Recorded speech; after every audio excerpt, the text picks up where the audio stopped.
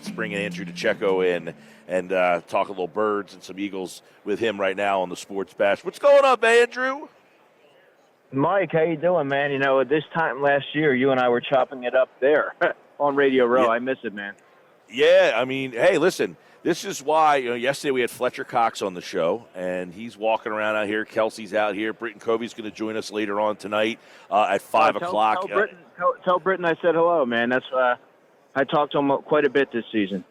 I will, yes. So he's going to join us at 5. There's a lot of Eagles out. Devonta Smith is out here. Jordan Mailata is supposed to join us coming up in a little bit. So we've got a lot of Eagles flavor out here, man. And there's a lot of people talking about this team. We had Fletcher on yesterday and tried to ask him, Andrew, like what his thoughts were about what happened to this team. Josh, if you can get that bite for Andrew. But it was kind of a powerful answer, I thought, in that he said basically it made him sad. Like it makes him sad to think about what happened to this team. And like hearing the rawness and the realness from Fletcher as he was sitting in front of us, I think it encapsulates what this offseason might have to be for a guy like Fletcher Cox. When we asked him, like, well, are you going to be back? He said, I really don't know. He doesn't have an answer to it. But to hear a professional player basically said that what happened to the team made him sad, I think it kind of demonstrates how confusing what happened to the Eagles actually was.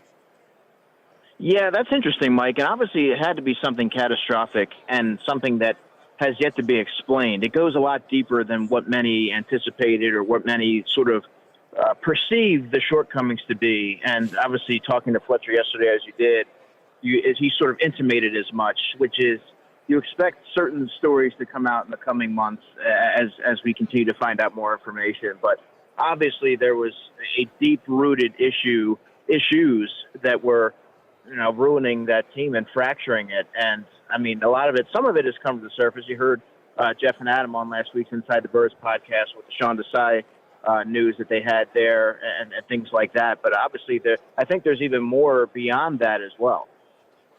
Yeah, and I wanted to bring that up to you because one of the conversations we had, Adam was here yesterday. He's actually out here, was on with us live from Radio Row. And we talked about, like, the lack of communication between some defensive players and Sean Desai. And one of the interesting guys for me, Andrew, is Bradbury. I don't want to sit here and speculate that one of the guys who didn't talk to Desai was Bradbury, but, I mean, if I'm trying to draw some lines and put the pieces together, it seems that it's quite plausible. So my thought would be that contract is very difficult. We know it's going to be a big dead cap if they move on. But do the Eagles feel that Bradbury's done? Do you feel that Bradbury's done? Or that he had a down year based on the lack of possible, vision with the coordinator? Well, the first part of your question, I would be shocked. I would be floored if James were a player that wouldn't speak to his defensive coordinator. Just being able to be around them and talk to him for a couple of years, that would be highly out of character. I don't think that he would be one to do that. Now, the second part of that, do I believe that he's reached the tail end of his career and he's finished? No, I don't. And the reason why I say that is, well, one, you have a new defensive coordinator, so you don't know how he's going to use him. And two, as I said last week, maybe to you or someplace else, that I think that he can be a functional piece. Now, as a starter, probably not. To expect a bounce back is unrealistic. You don't suddenly get your burst back, your speed, your fluidity at that age, at that position. But that's not to say that you can't sort of take on a Corey Graham-esque role as a third safety perhaps, or maybe even be a specialist type of player that lines up against tight ends. Bradbury still has good coverage skills, but more so in confined spaces rather than being out there on an island where the teams are able to exploit his lack of long speed. But I certainly don't think that he's done playing at a respectable level. Andrew DiCecco, Football at 4. One of the other people we had out here, Andrew, was Clay Harbor. Was on with us yesterday, as was Sean Merriman, a linebacker. And both of them stressed that the Eagles have to start trying to upgrade at that position. We heard what Howie said, about the Nakobe Dean. But do you see that that linebacker, forget the Eagles, is becoming more of a priority in the league, and that the Eagles obviously should prioritize that position more? Yeah, it is, but there's a certain type of linebacker that's becoming more prevalent and almost crucial to a defense, and that's you're seeing lighter linebackers who are more fluid, moving sideline to sideline, and more adept at covering tight ends and tracking running backs out of the backfield. So in that sense, yes, they need to upgrade that, because you're seeing a lot more offenses that are apt to spread you out and take advantage and exploit any sort of perceived weaknesses that may be there. So you have to have athletes at all three levels. And I think right now with Vic Fangio, and you and I talked about this last week, you don't take the job without some sort of assurance that, hey, we're going to invest and make it more of a priority at the linebacker and safety position, which we sort of neglected in the past. Because what's currently there now and what was there last season, the season before, well, not really the season before, but last season simply wasn't good enough.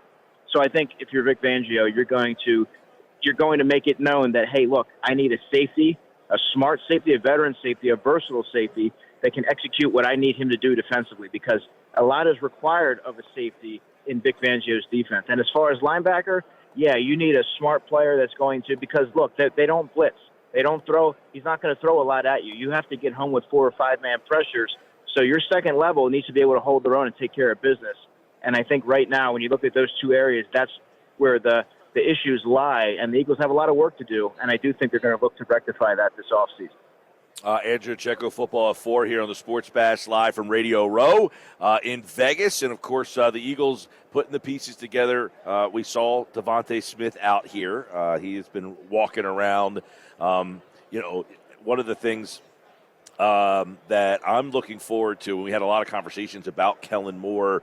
Clay actually said yesterday he thinks Kellen Moore is a top 5 offensive coordinator in the league, which when he said that, it's kind of an eye-opening statement, but it made me think about how they might change the way they use Smith as we see him out here. I'm like, thinking to myself, do you, Andrew, see Kellen Moore changing the way that the way we have seen DeVonta Smith be used in the past next season? Oh, 100%. I think one of the bigger beneficiaries with the Kellen Moore hire is going to be DeVonta Smith. You're going to see them utilize him in motion, find different ways to get him open and take advantage of his ability in space.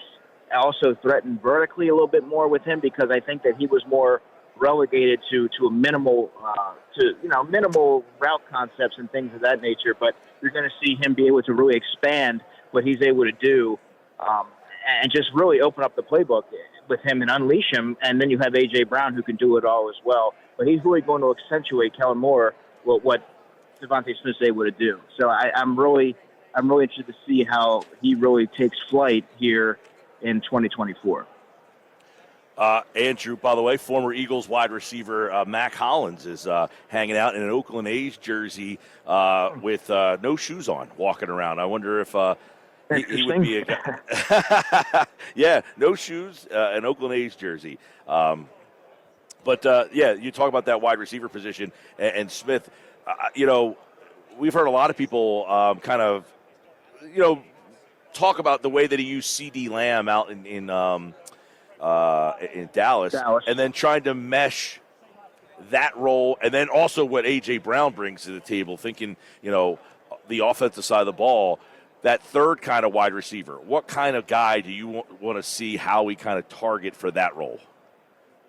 I'm glad you brought that up, because one of the things that you're going to see, a notable hallmark of the Kellen Moore offense, is utilizing the third wide receiver, which is a position that the Eagles really didn't tap into last season. You saw they had a rotation of Olamide Zaccheaus, Quez Watkins, Julio Jones.